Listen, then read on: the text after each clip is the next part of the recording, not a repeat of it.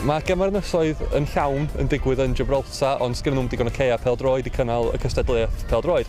So fel gobeithio ni o cynnal y Gemau fawr yn 2025, da ni wedi camu fewn a ceisio cynnal twrnament pêl-droed yn unig. A dyna beth sy'n dechrau heddiw yma. Mae'n mynd i fod yn wsos gret, a be maen nhw wedi gwneud yn gret Gareth Parry a'r tîm ydy trefnu Gemau ym mhob man ar hyd yr ynys, felly mae'r cymunedau i gyd yn mynd i gael cyfle i fod yn involved yn y cystadlaethau yma. Ac yn barod, da ni wedi clywed am 450 yn berffro bore yma yn gwylio gêm. Wel, dwi erioed wedi clywed am 450 o bobl yn berffro, erioed i ddim byd, felly anhygol rili y diddordeb sy'n yn barod. Mae yna 16 o dima yma, gyda ni wythnos yma, 10 o tima dynion a 6 o ferchaid. Lot yn dŵad o gwmpas Ynysoedd o gwmpas Prydain, ond mae gennym ni Hitra o Scandinavia a mae gennym ni Santolina sydd wedi dŵad holl ffordd o'r South Atlantic dros 8,000 o filltiroedd.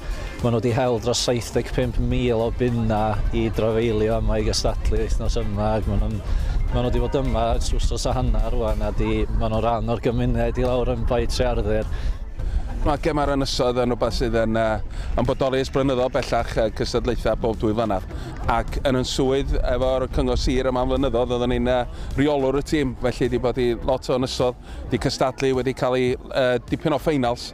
A wnaethon ni ennill y fedal aur yn 99 yn Gotland yn Sweden, felly gen i lot o atgofion melys o Gemau'r Ynysoedd, ond yn ffodus mae'r pêl-droed y dynion a'r merchaid wedi dod i'r ynys y flwyddyn yma, ac mae yna lot o gyffro ar hyd a lled yr ynys, oherwydd mae hi yn ynys pêl-droed go iawn.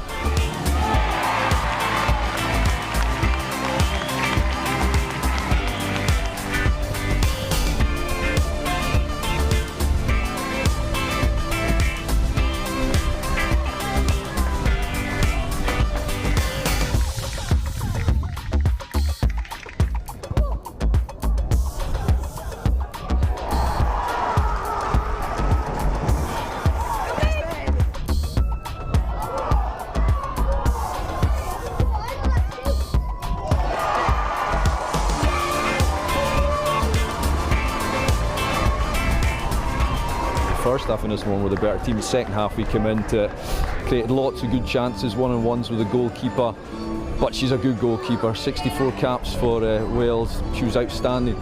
So although we lost, we're going away with lots of positives in the next game against Hitra. It was a tough one. Yeah, the first game's always the nervy one, but yeah, it was hard going in that win today. Made it quite a scrappy game at times, I guess. But yeah, we dug in and got the result we needed. And congratulations on your hat-trick. Thank you. What was that like? Oh, absolutely brilliant. Yeah, so great feeling. Mae o'n twrnament cyffrous iawn ac yn amlwg y cyntaf i Ynys Môn gynnal lly. Mae gennym ni griw da o hogia ifanc a hogia profiadol. Da ni'n edrych ymlaen at y twrnament. Mae'r twrnament reit demanding. Da ni'n chwarae 3 game grŵp yn syth ar ôl i gilydd lle, cyn mynd i'r knock-out fel maen nhw ddeud. Ac jyst rhywbeth cyffroes i'r ynys, rhywbeth cyffroes i ni fel chwaraewyr a staff. Ac gobeithio na ni wbeth ohoni. I think we had 3 trial games in all. There's been about 60-70 players from the island that were in the trials, and that was narrowed down to 25 players, and then went down to 20 players only a couple of weeks ago. So the preparation's been great. We've played TNS because the Jerseys, Isle of Man, and Guernseys, and a few others do play to that standard. So it was really important to play teams that are at that level.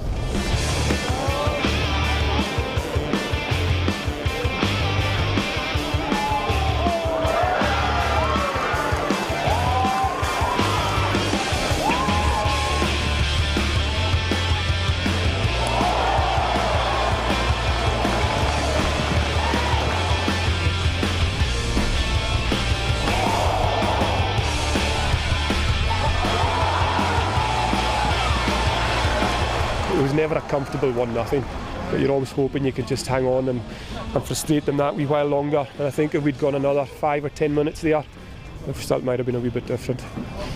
Wel, dwi'n siarad efo Melvin yna, oedd o'n cross de. Ond oedden ni isio rhywbeth fel yna i just i cracio nhw de. Ond ail hanner, efo'r gwynt, efo'r Kevin, oedd yn ffantastig.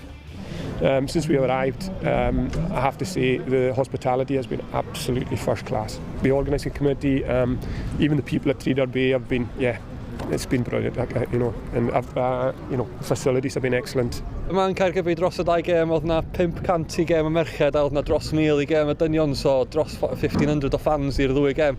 Arbennig, enwedig hefo pob parch yn y byd pan da chi'n sbio ar attendances y clwb fel arfer yn ei gyngrair. So, mae'n ddangos beth da ni'n gallu neud os da ni'n actually rhoi penna ni at ein gilydd a trio anelu at rhywbeth. Mae'n arbennig o dda be mae'r cyhoedd wedi rhoi i ni heddiw.